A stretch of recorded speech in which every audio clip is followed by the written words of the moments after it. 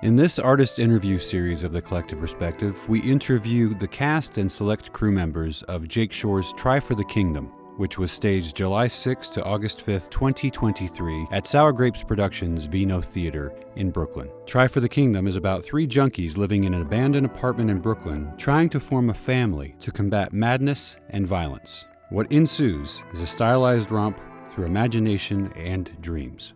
It was produced by both JCS Theater Company and Spin Cycle. The lighting designer was Eric Norbury, the costume designer was Brynne Oster-Bainnson, the company's house manager was Adina Crowley, with stage manager Samuel Crowley, playwright and director Jake Shore, with Isaac J. Connor as Mo, John Torres as Raymond, and Leyah Rose as Ari. Samuel Crowley has been stage managing for 2 years with multiple companies in Washington State. His most notable credits are Dead Man's Cell Phone by Sarah Rule and Toil and Trouble by Laura Gunderson.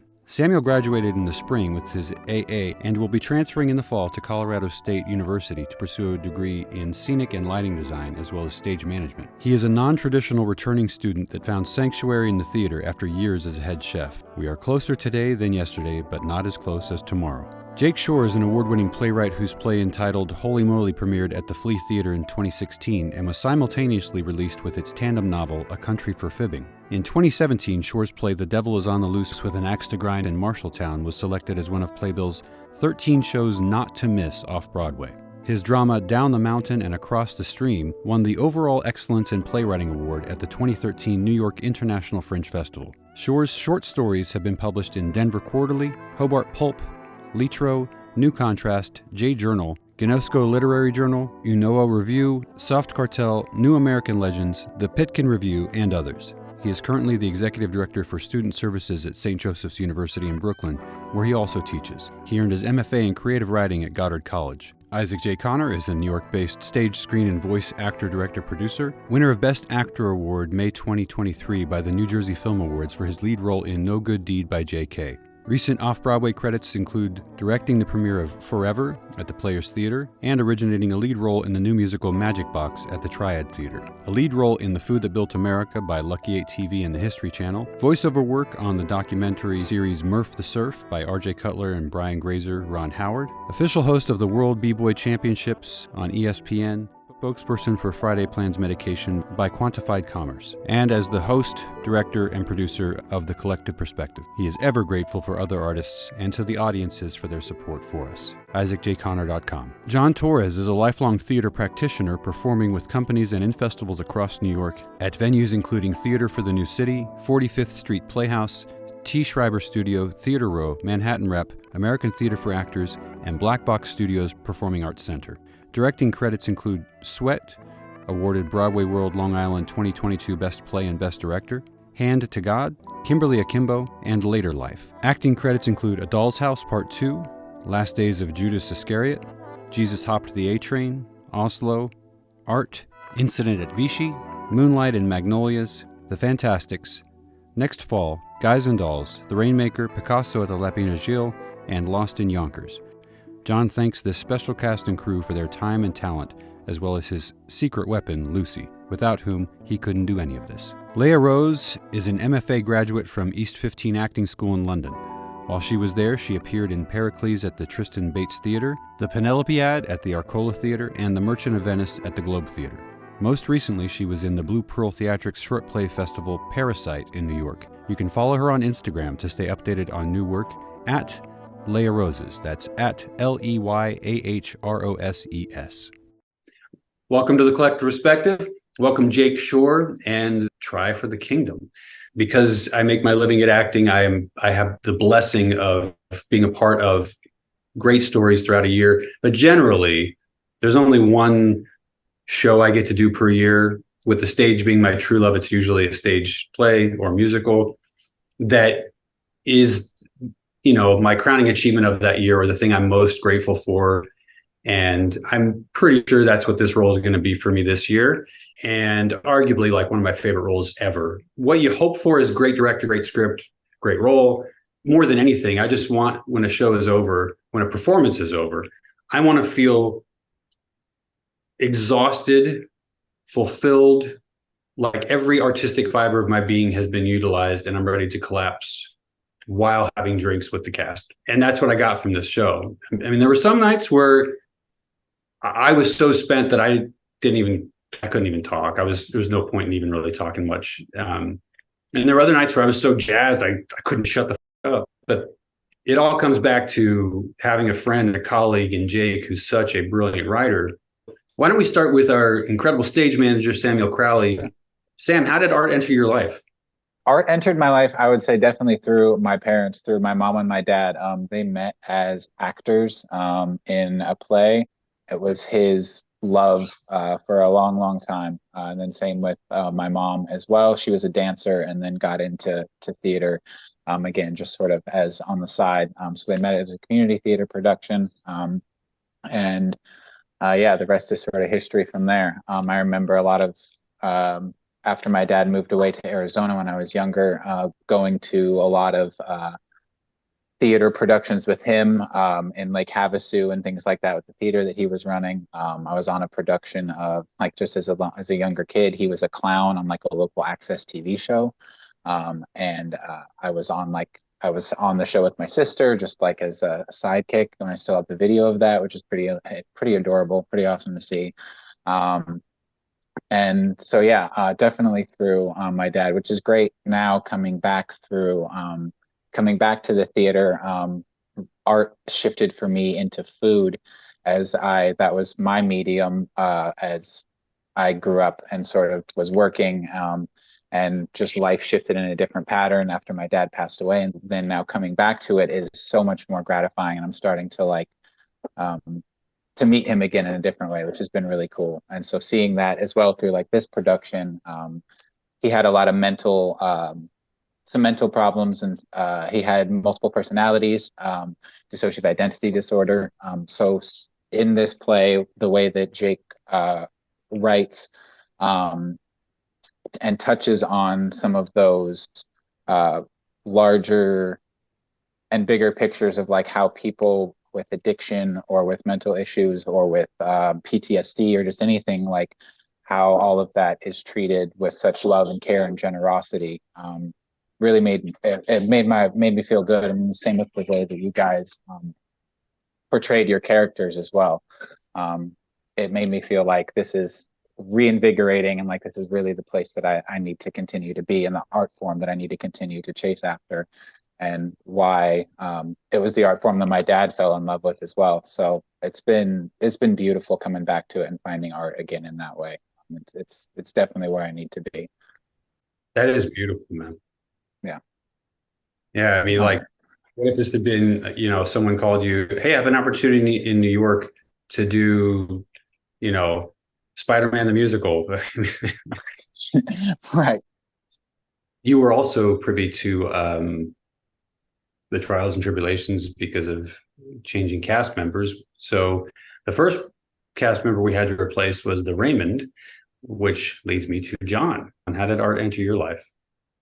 Well, ironically, considering what's happened since, no theater background at all, my family or my life. Go to college, freshman year, first semester, I've always had this back of my mind. I don't know why. Decided to try acting, and took acting 101. And actually, with zero theater background, I got paired up with somebody also from Long Island, and he had done theater before, so he picked Zoo Story, a scene from Elvin Aubrey's Zoo Story. And to this day, I don't know why, but he gave me the Jerry part. I didn't realize, how cool I was, because I really didn't know anything. And then when I did that scene for the class, that feeling I felt, was like nothing else. And it kind of like, I guess, made sense, like why I wanted to do it, because it kind of filled something that, I didn't know needed filling. And so that was my introduction to theater, and I kept doing it in school. And in parallel, when I would come back home, I'd start to go to the theaters. Again, I hadn't done that either. And it was mostly off-Broadway stuff, a lot of stuff at the public theater, And my revelatory moment was when I saw the original production of Sam Shepard's Very Child at Circle Rep. And, It's like, I've had this conversation with Jake subsequently, like I love theater where I wasn't quite sure what just happened, but it was just exhilarating, man. So now I know I want theater to be part of my life in terms of, acting. Now I know the kind of stuff I want to act in. And then actually the rest of my collegiate career, I really spent more on the directing side because that enabled me to kind of put, both of those together, right? If you're acting, you audition for what's being produced, may or may not get cast. If you direct and, show you want to direct, it's, kind of easier to get to that point. But anyway, so that's really how it started, and theater since, which is going on about 45 years now, is one of the biggest parts of my life. When friends or family, acquaintances, whatever come see me in the show, I always tell them, if you really want to know me, you have to at least know that part of me, and it's really cool. And then Leyah came in and saved the day with our second replacement. Neither of you had much time. There's no justification for how good you were in your roles, with considering how little time you had. So, yeah, how did art enter your life, Leyah? Part of me doesn't even really remember when I decided I wanted to be a part of the stage, be an actor, and like tell these stories. But I always had like a love of pretending and like make believe with my friends. I would always like come home from kindergarten and just like tell my mom the most like insane stories that never happened at kindergarten. Just like, oh, one day, my teacher came in and brought a wombat because she's from Australia. I was like, yeah, because Australian people just bring wombats to school. Obviously, that was my mind. And the wombat climbed up my arm. And this was like a story that my parents somehow believed. And then they asked my teacher at like a parent teacher conference about that. And then my like teacher kind of just said like, no, Leyah made that up. She's really good at just like imagining things. And I've just kind of carried on this idea of like making up stories or like making up characters.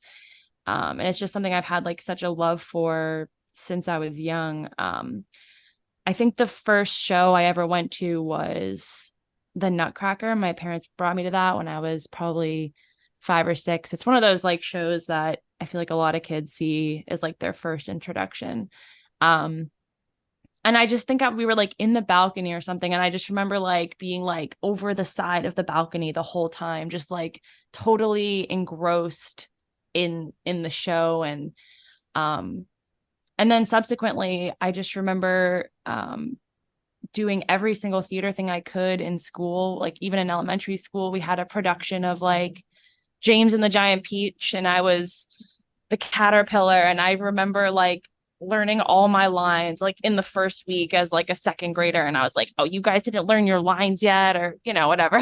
And I couldn't really find my place necessarily in my school, but still having such a love for it and having a love for film as well, watching films and then, yeah, going to college and studying it, and then going to London to study theater was even more of a eye opener for me in the way that theater could be, like reading plays by playwrights I had not heard of before, seeing Shakespeare done at such a level that like I didn't know how good Shakespeare could be, or how like relatable or like true to like present day the problems were, like present day the stakes were. So yeah, even going to London changed the way I looked at theater and the new kind of theater that I wanted to be a part of.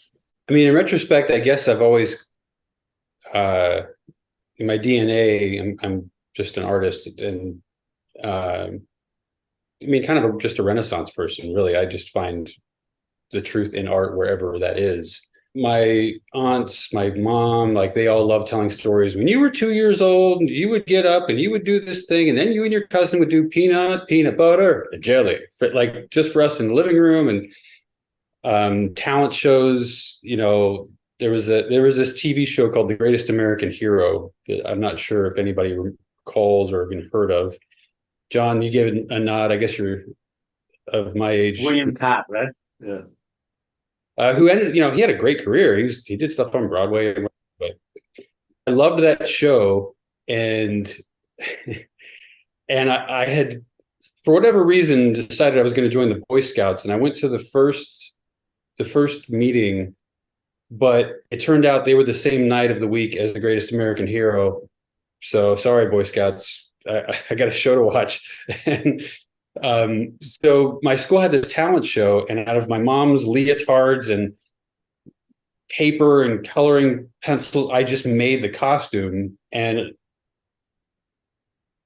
all I did was I played the song, Believe It or Not, on stage and jumped around like I was William Catt, learning how to fly. I looked stupid, but it's what I wanted to do. And my mom was she knew I was a force of nature. It just let me do whatever I was going to do creatively. And I was always creating costumes, Batman, like, I don't know, it was probably like third or fourth grade. A couple days out of the year, I would go to school with my Superman pajamas and a red towel from the bathroom as a cape under my clothes. And just so I could sit there at lunch and go, if there's any problems. I mean, get this kid a special something. I don't know. I was, and in high school, somehow I got involved in drama. They needed somebody or something. So there was this play called Who Says I Can't Drink? It was about teenage drinking. And it was, a warning to not do that. And I was the bad influence boyfriend. I had 3 lines, wore a leather jacket, slicked back hair, of course. And I was fraught with stage fright every single performance.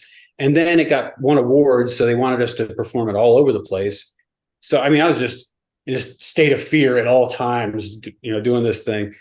Never occurred to me that I would make a living out of this ever. But, I was always the life of the party, the kind of the center of attention for my friend group, and did 3 years of improv at Dick's Last Resort, the theme restaurant where you treat the guests rudely. And even in the normal-ish type jobs, I was always performing. I do not recall at a time in life that art was not my focus in some way.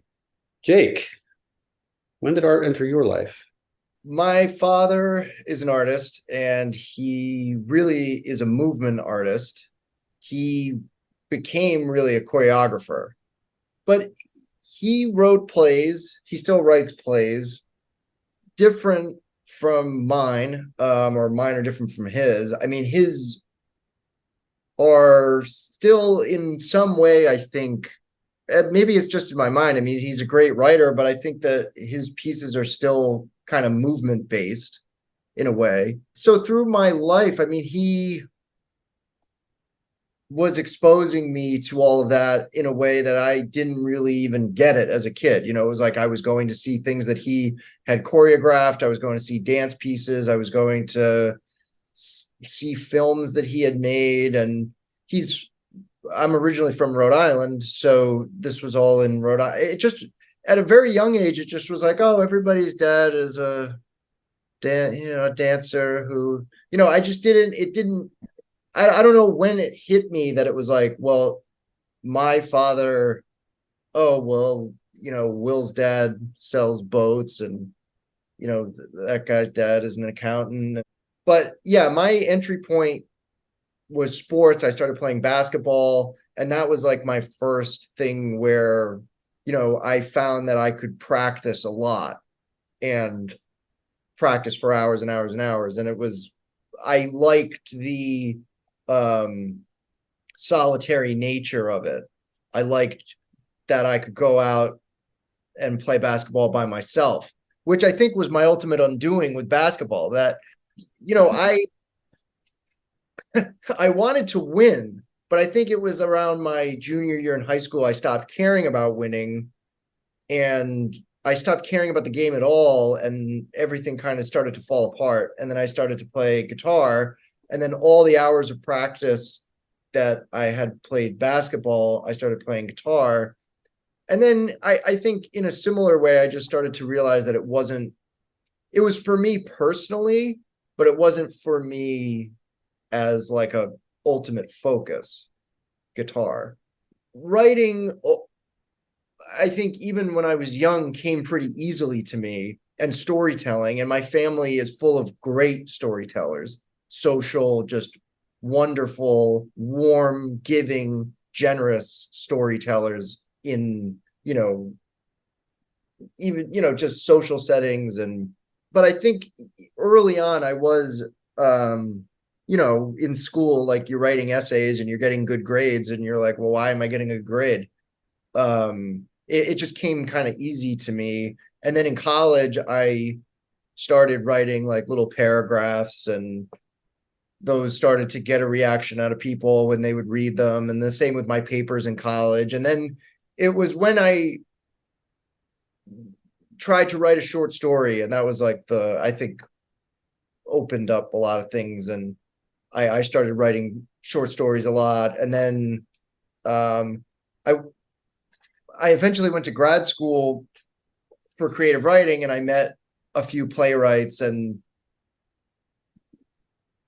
that whole experience of, handing the script off to actors and sitting in the audience, that was where I kind of first observed that in a real way.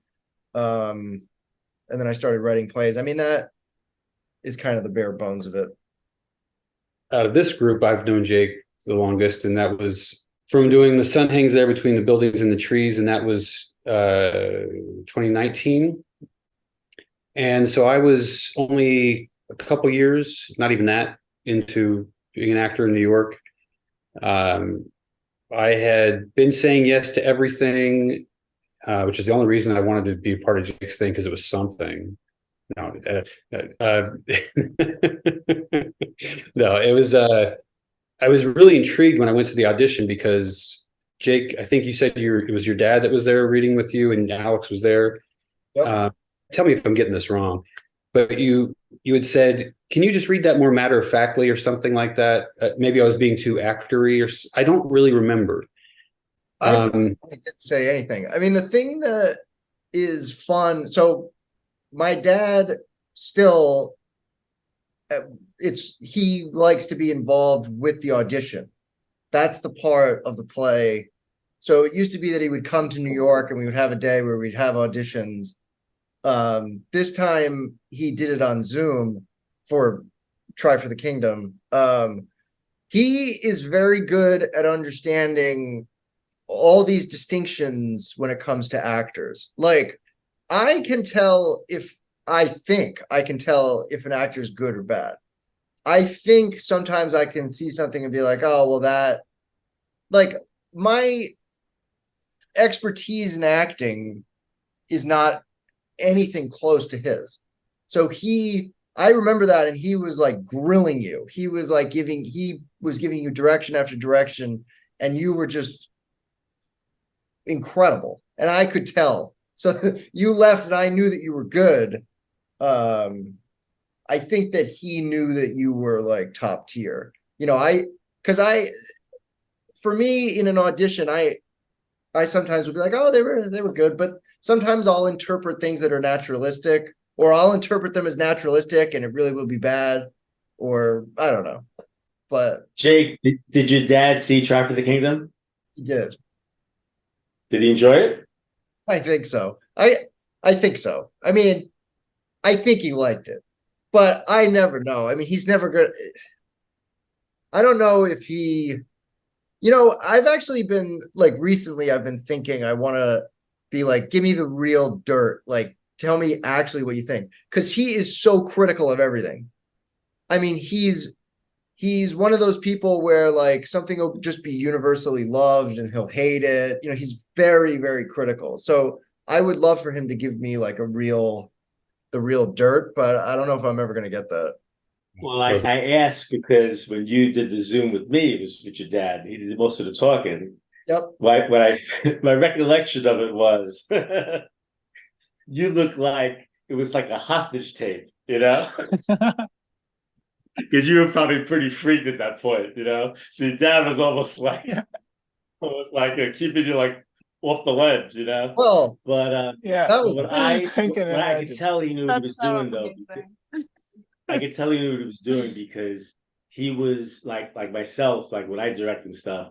One of the things I want to know about the actor is, can they take direction, yeah. right?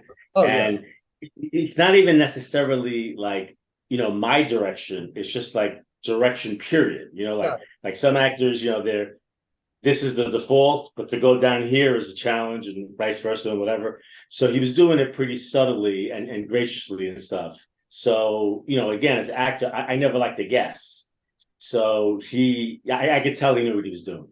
Yeah, he knows what he's doing. Yeah, Jake's got a really, really solid network and support group, and like your family is so supportive, your friends are so supportive, and Yeah. then there's just your people that admire your work that are always going to come see your shows. People that have been in your shows come to see your new shows. We're all part of the Jake fan club.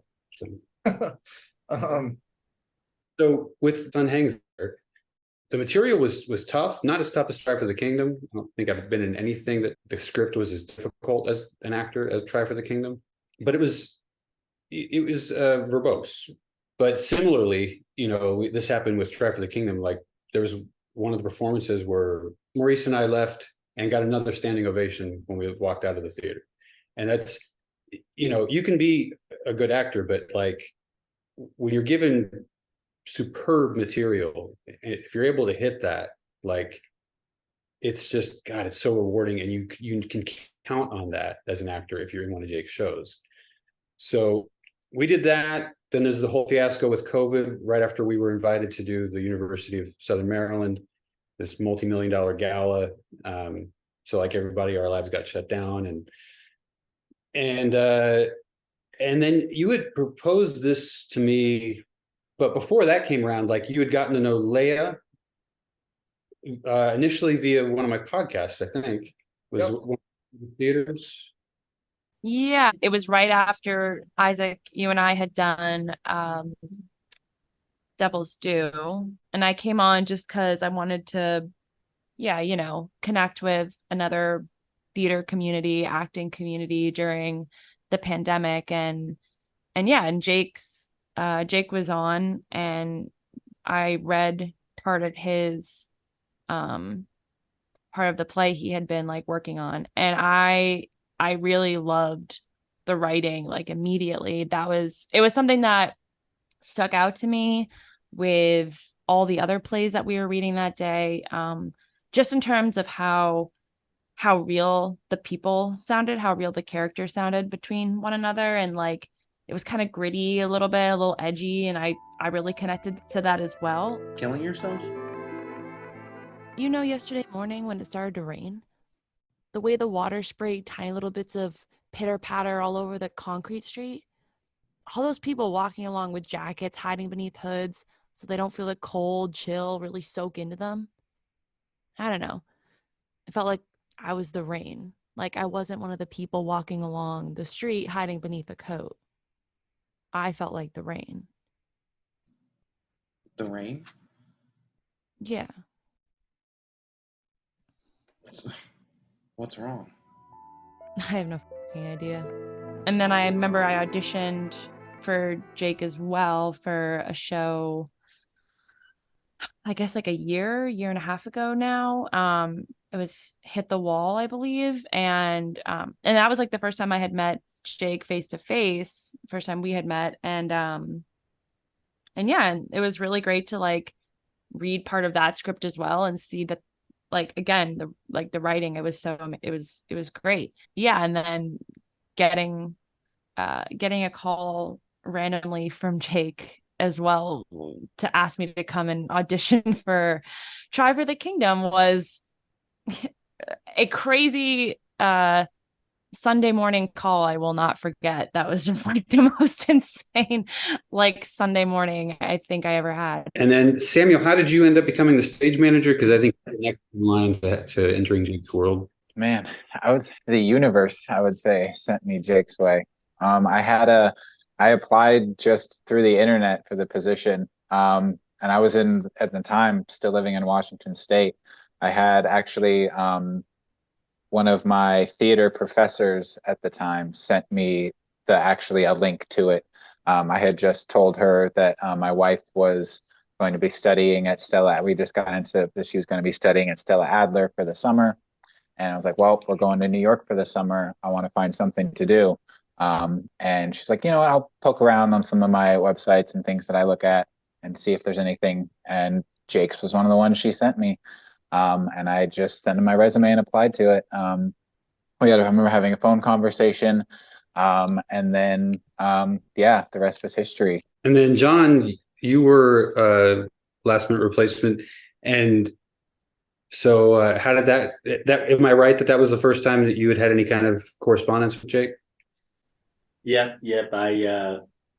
I subscribed to Backstage, so I checked them out, and seemed interesting. And again, it was described it was a replacement situation, which I've done before, and it was really the content. Like when I read it, again, like I said earlier, the intro, like I didn't know what it was, but I knew there was something there, and that's why I responded. I said, I've experienced, this replacement situation or whatever. And unfortunately, Jake followed up.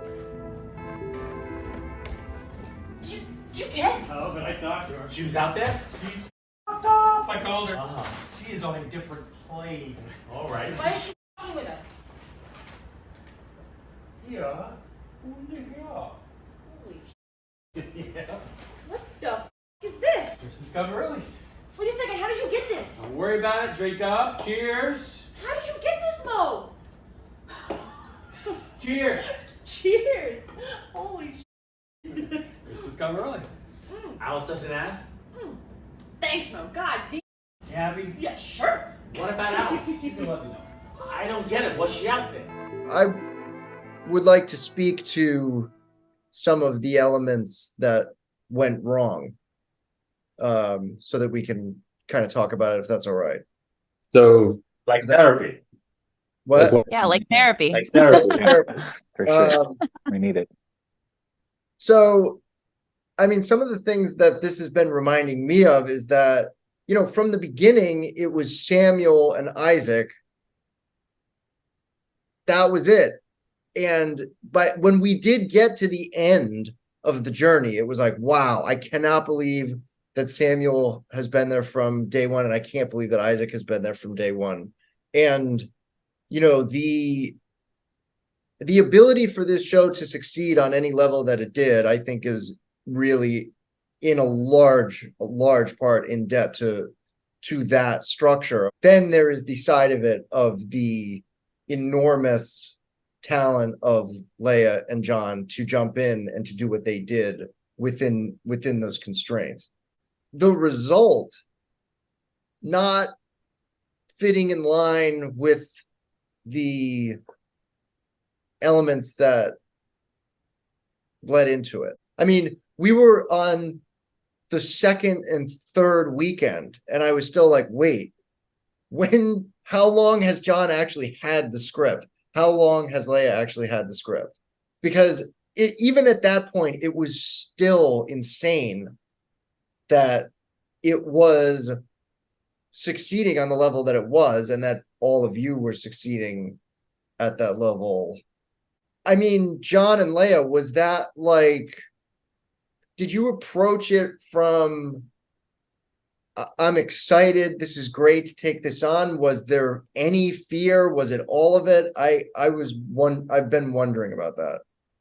Most of my feeling was just kind of excited, kind of exhilarated, as kind of like the ultimate like test of strength almost. It almost just felt like the most insane challenge, but I was just really worried about letting everybody down in terms of if I couldn't memorize it in time, if, the amount of time that I had, was it not going to produce a, like an adequate performance. But I did agree to it, and I just kind of was like, okay, I'm just going to like, put my head down and figure it out.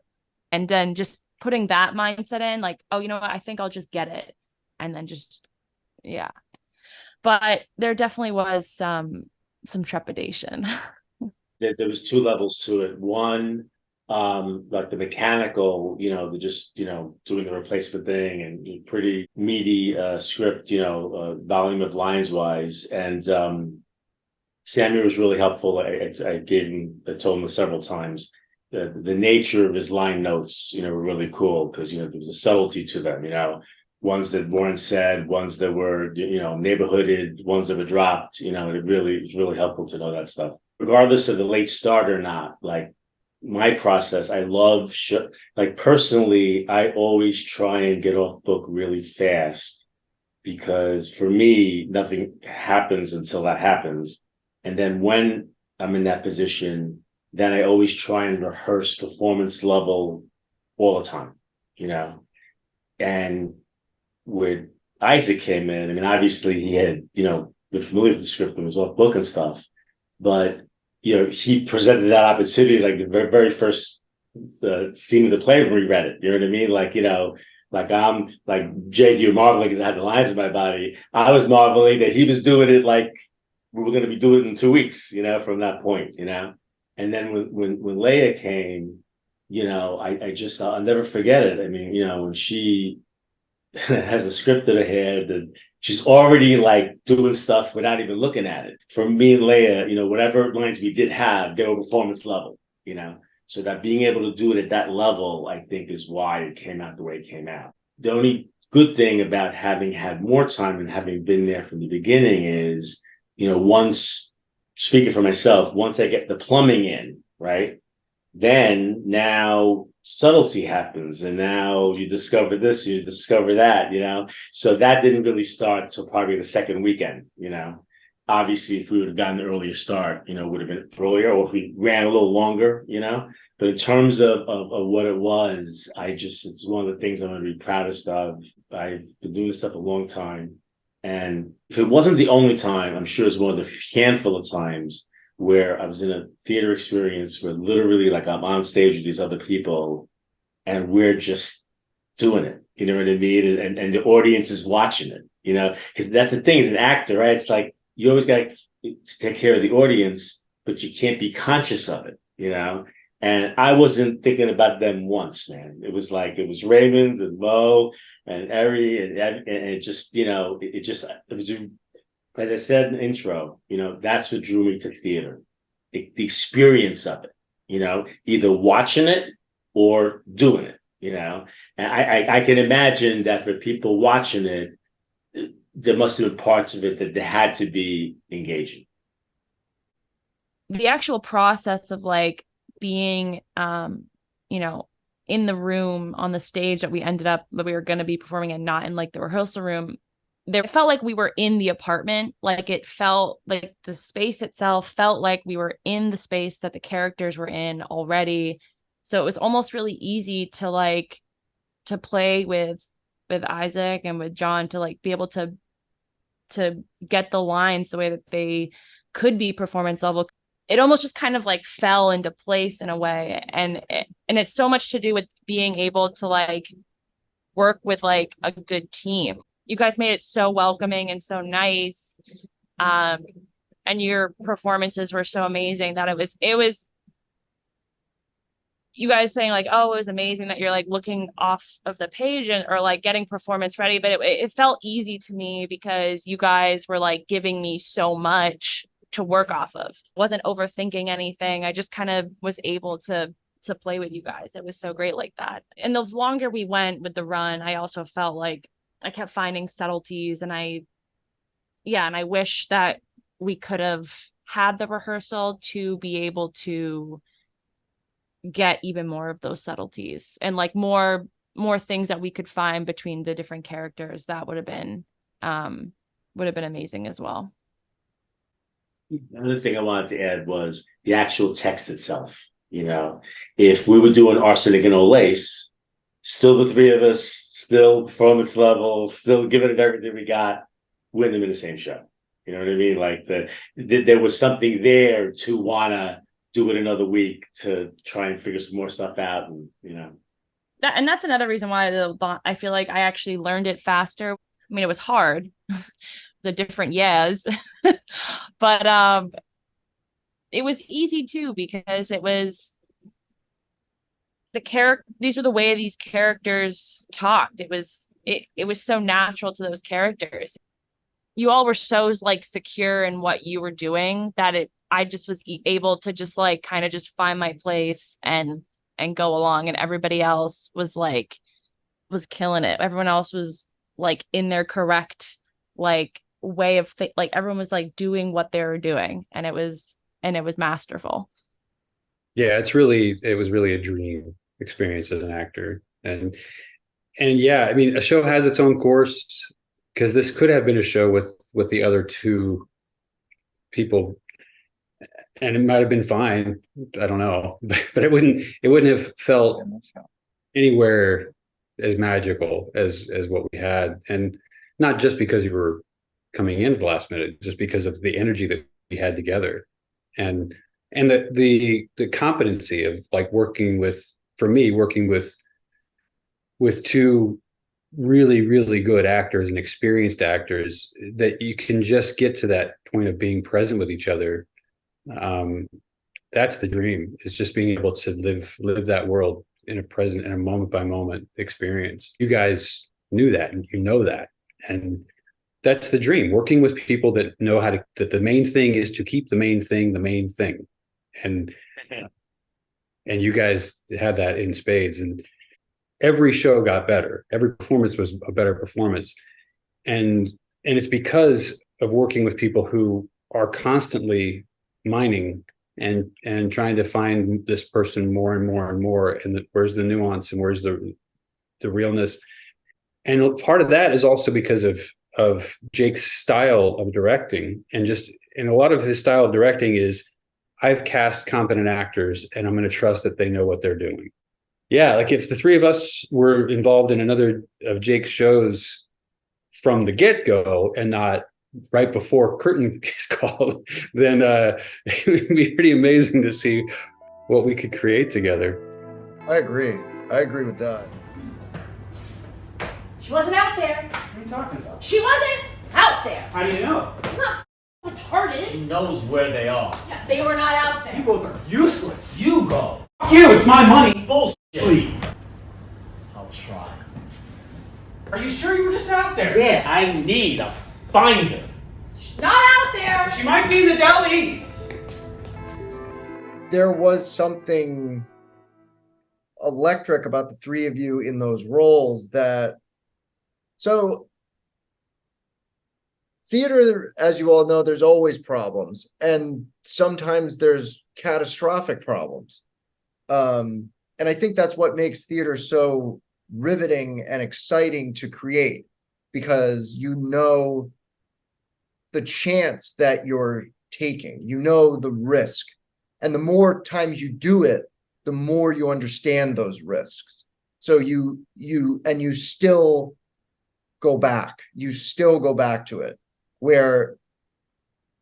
and in some ways, I think for people who really, really take to theater in a really strong way, the worse it can go wrong, sometimes the deeper that becomes ingrained in you. And I think that in the weirdest way, this show is like an ultimate example of that. And I think that it was because the result, even though the entire journey to those shows, to the very first show, to the last performance, was so insane, the result was so spectacular, it made me seriously question a lot of things about process.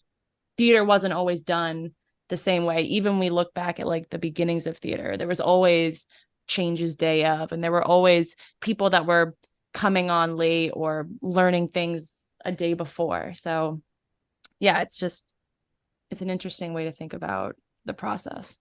The way I look at that is like you can get away with it when the writing is strong enough, and when obviously the performers are strong enough and the commitment's there, I think for me, when things started to really go awry, I just decided that it was the play that goes wrong. and I was like, it's all gonna burn, and I'm gonna be there for the fire. I was just like, what else is gonna happen? And then the thing was too, when things started to go like magically correct, I was like, a pipe is gonna burst in the middle of the performance. The whole place is gonna flood, or I was just like, but what was crazy was the solutions to these problems were so correct that then that started to be interesting in and of itself as well. I mean, I've had actors drop before, but again, that solution, the stakes were much lower. It was a whole different thing. Whereas this, I mean, for someone to drop during tech, I've been kicked in the chest before in submitting things, in projects going haywire and trying to get things, and that big, seemingly really bad problems arising artistically. But that was like, and that was the day where doubt did start creeping in, and there were, because of all of these things that helped me through that. Ron was a big on that day, and of course Isaac and John having just done it. So I was like, but I did walk away from that day of Leyah coming in and the audition, and then it got to the point where she was just becoming the part, and then saying, do you want the role, and you saying yes, where like I did walk away from that day being like, that's a moment that I don't know if there's going to be another one like that. I mean, that was a pretty crazy day to go into tech being like, this could fall apart. I mean, this could be where we have to cancel the first 2 weekends, and maybe the theater, who were being really hard to deal with, maybe they'll get mad at me, or it could fall apart. But, and same with the day that John showed up, those, and I remember looking at Isaac and being like, who's this guy? Where did this guy come from? And that was like really special. So it was like, there was this weird element where all of these challenges, there were moments of like pretty enormous triumph. It was wild. It was a trip. Ari didn't show up to multiple rehearsals, and then there was that first day of rehearsing in the theater. Jake's concerns with like, redesign this for another time, and I have other actresses in mind, and then, well, it's actually Juan dropping out. What? One of the other things about how this was the play that goes wrong, the first night, the theater had someone doing front of house. So when he was done, I said, hey, do you want to come and see the show? So he goes, sure. So that night, I'm like looking at show score. I'm like, oh, I wonder if anyone's going to write a review. Yeah, we got a 45 from him. And the reason I know it's him is because he said something in the review that I told him, and that no one would have known. I was pissed off about it, but it's like, okay, he came, he didn't like the show, he wrote a show score review, whatever. If there's not one there, people wondering, man, is Jake wiring all this stuff? You know what I mean? So that guy did you a favor in the big picture. Yeah. There is something inherent in theater where, like when you go to Lincoln Center and you're sitting in one of those theaters, just the theater is causing a reaction in you as a viewer. And I think that for some theater goers, and I think that this is particularly relevant for show score, it's like those elements are pretty prominent. And I have noticed that, like, I'll go to a show and the theater won't be great. The show will be phenomenal. And people's reviews are like mixed. And I feel like they're being influenced by those elements. And I think that that is part of theater. I mean, I think it's undeniable. My middle brother, of my two younger brothers, he is an addict, and he's completely devastated our lives because of what's done to him and what he chose to do to us. Because of that, if calling attention to that section of society was any part of your inspiration, but then also for the rest of you, did you have any relation to the material or to these people in that way? Yeah, I mean, that was a huge part of writing the play. If you trace back a lot of problems, it can be traced back directly to the effects and the result of poverty, and also this country's view of poverty, and whether it's wanting to ignore it or keeping it hidden, or acting like if someone is impoverished that it's their fault. For me, I mean, that was not the whole point, but a big part of it. To me, the cool thing about theater is, doing stuff that is, having the opportunity to do stuff that's totally foreign to me in my experience, and to me, the only thing that would enable me to portray certain characters is the writing, right? Like character development. Like, yeah, as an actor, I need to interpret it, and I need to bring it out, but it got to be there. I mean, no matter what I do, if the character, to me, I'm a big believer in theater's interpretive, but it starts with the text. So the interpretation should be supported by the text dramaturgically, right? Like, does it quote unquote make sense, right? Based on what the text is, the only personal thing, I have some experience with addiction, all different ways. And like, from my experience, there's different natures of it, right? So the way I looked at it, and I think again that the text supports this, the three of them are like different kind of addicts, Like I think we talked about this. Like I view Mo as like what they call a high functioning addict. Mo could be like CEO of Apple and be doing this on the side. The way I saw Raymond and the way I tried to portray him was one of those like most of the time yearning addict. Like the times that he's not being bothered by his addiction or the escape points, or so like the party scene, you know what I mean? Like for him, it's a relief, but it's the shortest relief, and that's an example of one of those things that until we get the plumbing down, the where we were on the stage and all that kind of stuff, like finally to me it was like a duh, like I hadn't been doing that, so that's why the last performance for Raymond is going to be different than the first one, because as we went along I realized that was missing. It can't be like Raymond's everything's cool and all of a sudden he has to get, like basically he always has to get. There were just different degrees of how much he needs to get and how soon. I have some people in my family that have had struggles with addiction, but and I've never been homeless, and I don't know anybody. I mean, I know some people that have experienced like having to like sleep on couches and stuff, and one of my partner's friends had kind of gone through kind of basically almost like a rock bottom situation and was like staying on his couch for about 6 months, and I kind of saw him going through a lot of like binging problems or like struggling with substance problems, and kind of like seeing where his mind was at, and it kind of shined a different light on how quickly things can change with people.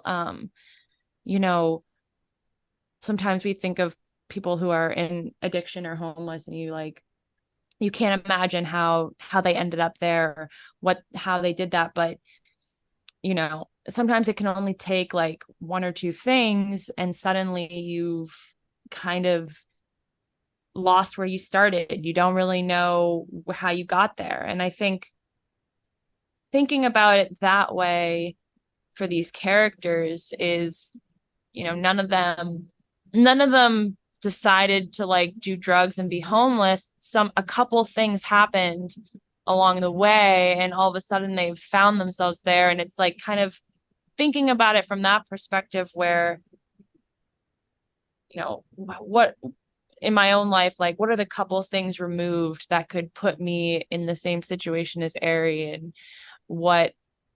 and you know, and that's kind of how I kind of found a relation to her, or a relation to any of these characters, and why I thought this play was important, in that, you know, homelessness and addiction, it can affect anybody, and so many people we know and care about, and it's just, yeah, it's important that these people are not ostracized, but they're humanized, and I think that this play shows that humanity, and it was easy to find the character when you find their humanity. I think you're definitely right, Leyah, just in that, like, the way in which, like, seeing how and understanding how close we all are, and we can get there, is such a powerful story to tell. And I think Jake did a really good job of telling and crafting the script in such a way that, like, you see how each of these characters got there. My mom was worked for United Way of Snohomish County, this county I grew up in, as their VP of major donors. And so there was lots of times growing up that I saw how homelessness is, how it affects people on a daily level, and how our society more so has continued to fail those people. Most of the time you can trace it back to something that is out of their control, and that is something that that we have created in the fabric of our society in one way or another.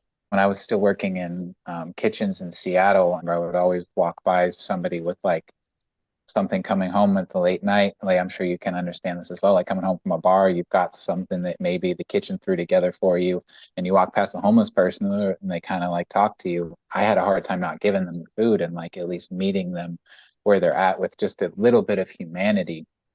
Whether or not that you can't necessarily fix their problems of, like, I can't give you a bunch of money, my man, but you know what? I can give you a moment of humanity, of grace, of seeing you as a person, and not just as, you know, some broken thing on the street. And same thing with this play, is, like, the way that all of you and Jake portrayed it, it really allowed for people to connect into it and see the human that is there. Thank you all for that. I think it's great to see art like this continue to be made and to reach people, because that's how I think we do it, is by allowing for this compassion to bleed through, and for people to not necessarily understand why someone is there, but to at least have compassion for them. Did anyone see you? No one saw. Someone might have. Those people are not considered to be considered. There must be interest. Did he actually rape you? Did you tell anybody about this place? No. Yes. We'll get elsewhere. Be bad, worse than ever. Who gives us a bad? That's not smart. I'd rather die. You should just wait for Alice. We can't get elsewhere. Who gives us to leave this place? You wanna hide? For a little while. No, stay! I'll get elsewhere. We'll just wait for Alice. That I gotta get. I'll go elsewhere. I need now. Alice will get scripts. She's in the hospital. We'll come out with more. She's in the hospital for her cancer. Yeah. I'm so glad we could do this, guys. Thanks a lot. Thank you so Same much. here. Hopefully, it is the first of many collaborations. Yes. Absolutely. Yes.